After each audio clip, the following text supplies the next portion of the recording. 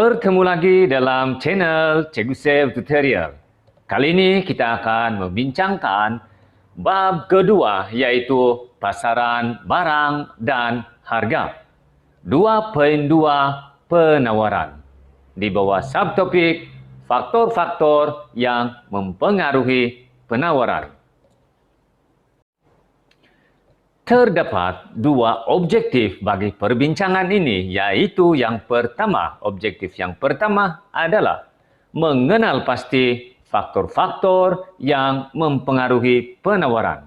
Objektif kedua adalah menentukan kesan setiap faktor tersebut ke atas keluk penawaran.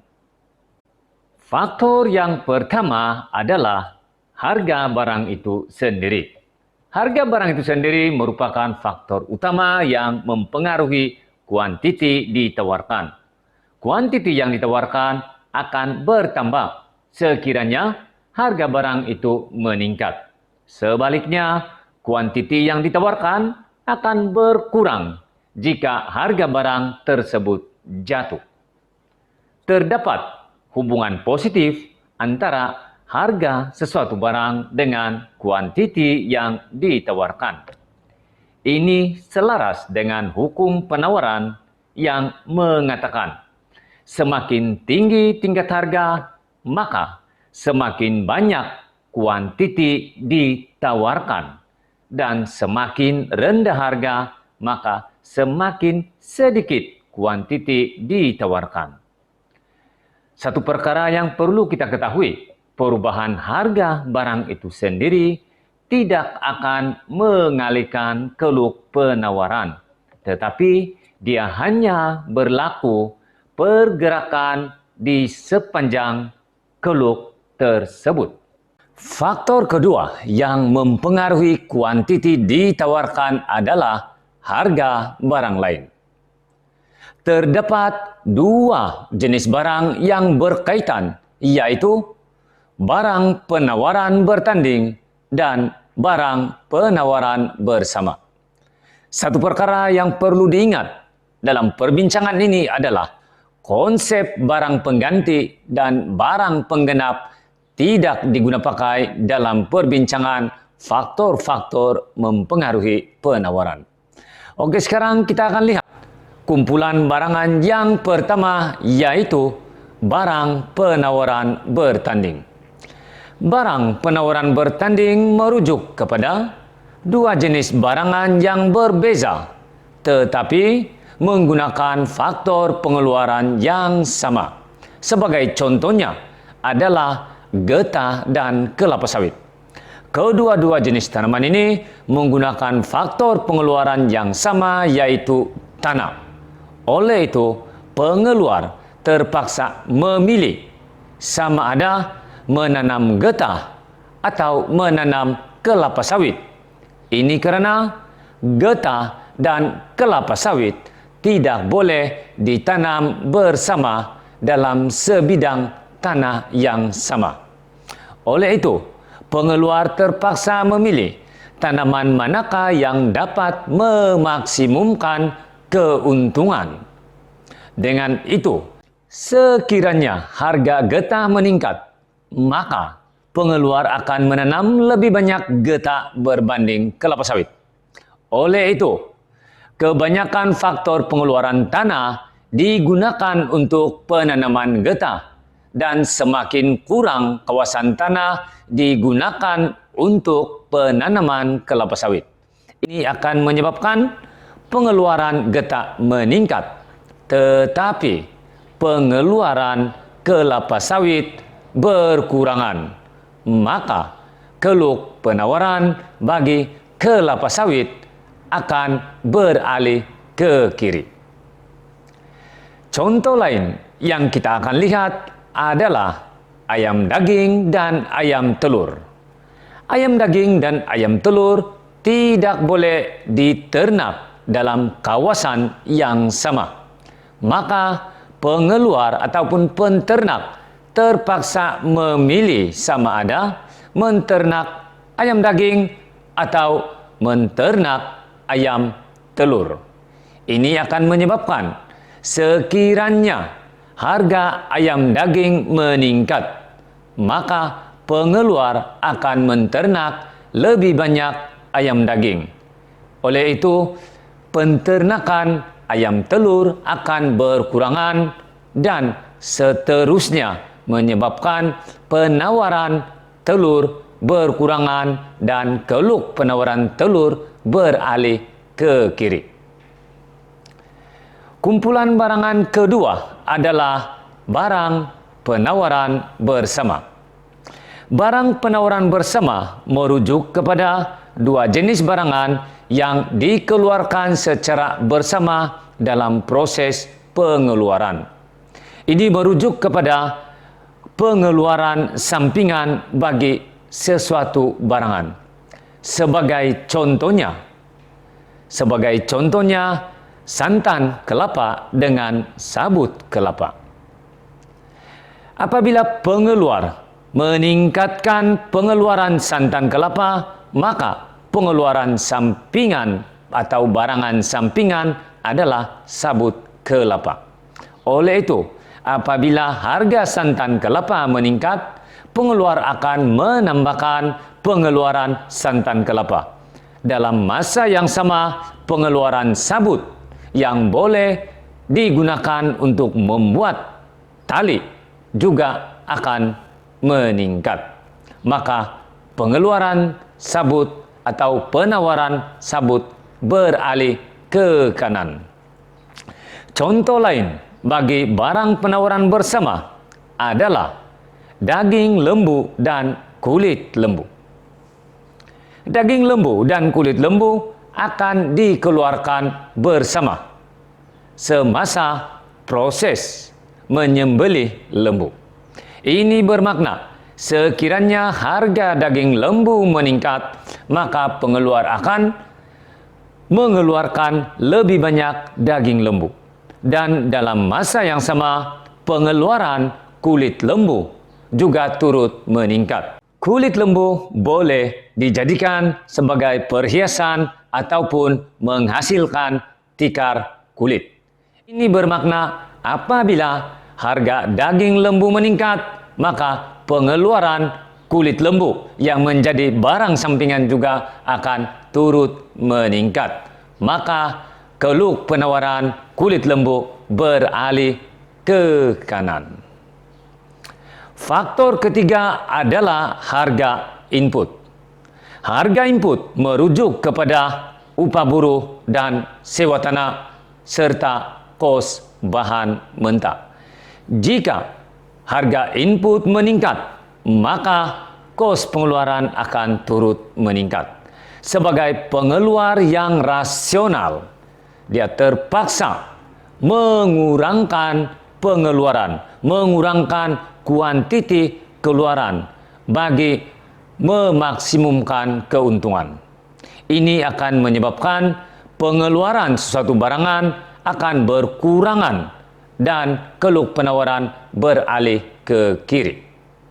Sebaliknya, sekiranya harga input jatuh, maka kos pengeluaran akan berkurangan.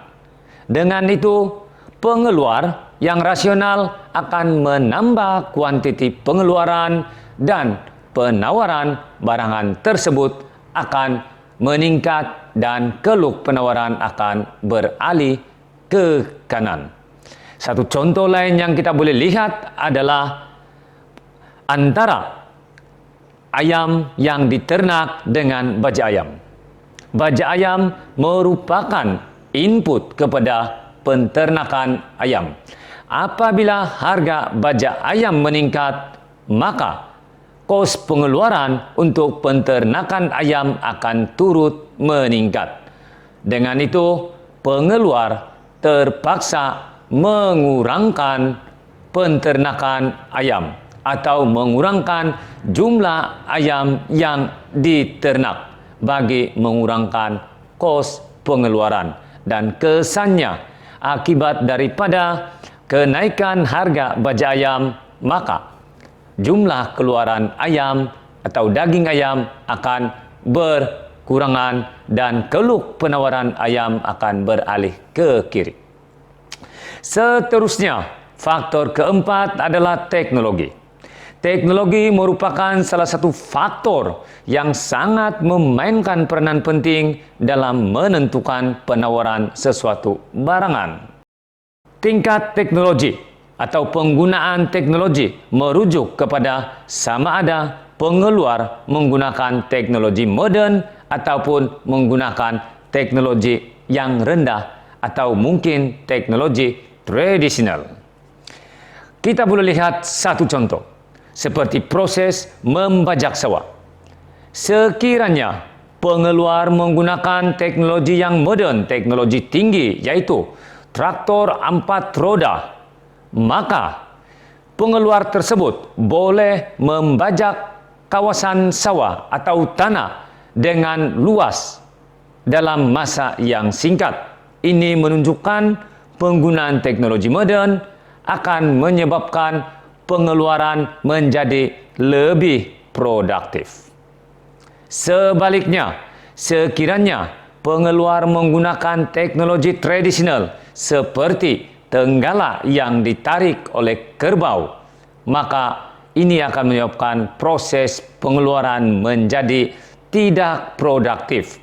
Ini karena teknologi lama atau teknologi tradisional tersebut menggunakan masa yang sangat lama untuk membajak sawah dan kawasan sawah yang dapat dibajak menjadi kecil.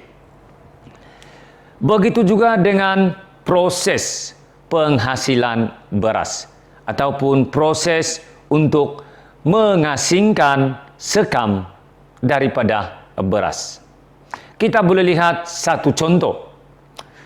Sekarang kita akan lihat satu contoh, satu video berkaitan dengan proses menghasilkan beras atau mengasingkan sekam dengan beras menggunakan teknologi tradisional. Kita saksikan sekarang.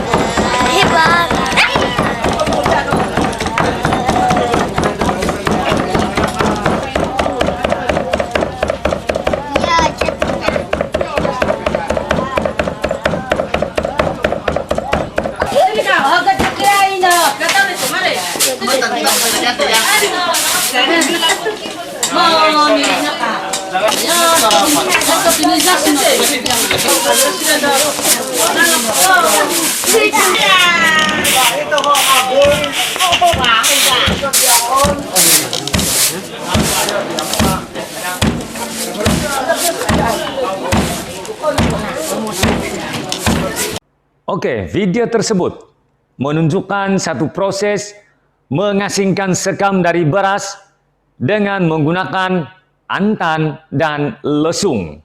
Walaupun terdapat 4 orang yang melakukan kerja secara serentak, namun dia tetap memakan masa yang lama.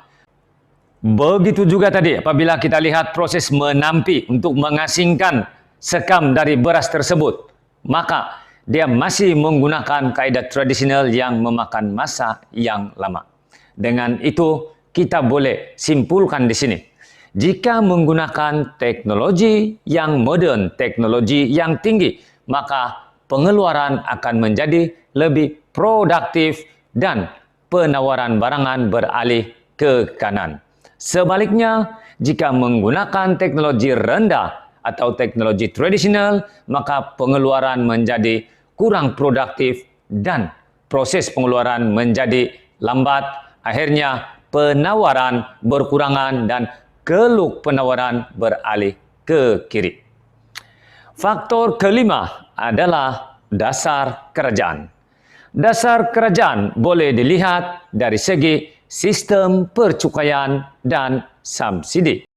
Sekiranya kerajaan meningkatkan cukai, maka kos pengeluaran akan meningkat dan pengeluar terpaksa menanggung kos yang tinggi, dan ini akan menyebabkan keluk penawaran beralih ke kiri.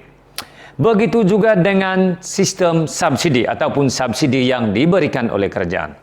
Subsidi selalunya diberikan dalam proses pengeluaran. Maka pemberian subsidi akan mengurangkan kos pengeluaran dan ini akan menyebabkan pengeluaran bertambah dan keluk penawaran beralih ke kanan. Cuma untuk bahagian ini, pelajar perlu berhati-hati memahami sistem percukaian kerana ada ketikanya soalan menyatakan cukai yang dikenakan kepada pengguna dan bukan kepada pengeluar, iaitu cukai pendapatan perseorangan. Sekiranya dalam soalan tersebut menyatakan cukai pendapatan perseorangan, itu adalah merujuk kepada pengguna dan bukan pengeluar, maka kesannya adalah ke atas permintaan. Faktor keenam adalah bilangan firma. Dalam sistem ekonomi pasaran bebas, firma mempunyai kebebasan untuk masuk dan keluar pasaran. Sekiranya firma mendapat untung lebih normal, ini akan menarik kemasukan firma-firma baru ke dalam pasaran. Maka kesannya bilangan firma akan meningkat, bilangan firma akan bertambah dan pengeluaran meningkat, seterusnya keluk penawaran akan beralih ke kanan.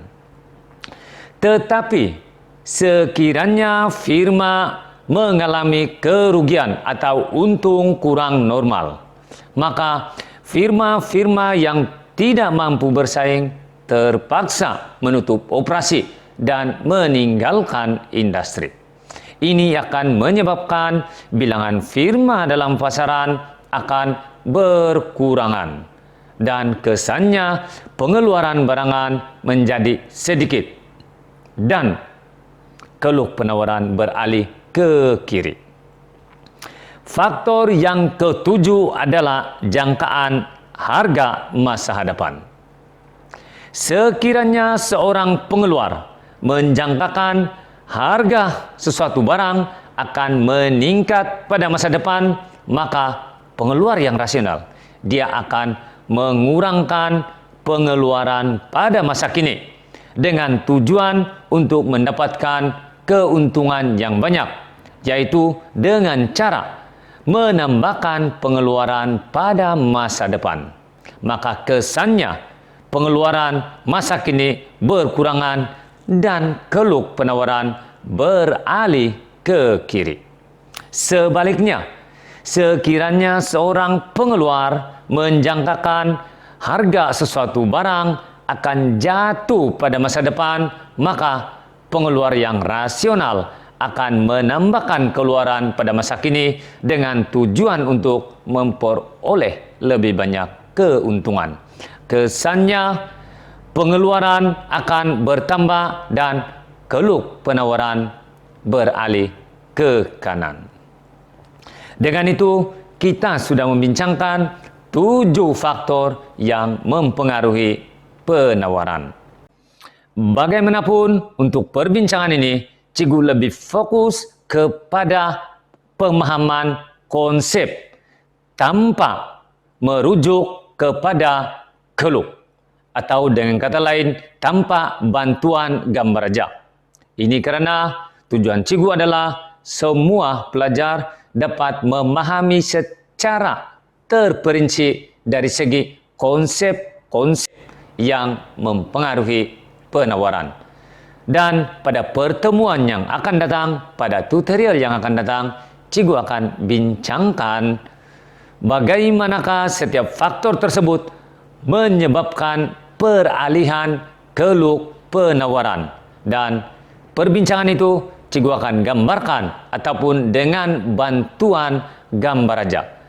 Dengan itu, semoga pertemuan atau tutorial pada kali ini memberi manfaat kepada pelajar-pelajar, dan jangan lupa untuk mengikuti tutorial yang akan datang yang membincangkan bagaimanakah peralihan keluk ke kiri dan ke kanan. Sekian pertemuan pada kali ini dan kita akan bertemu semula dalam tutorial yang akan datang. Sekian dan terima kasih.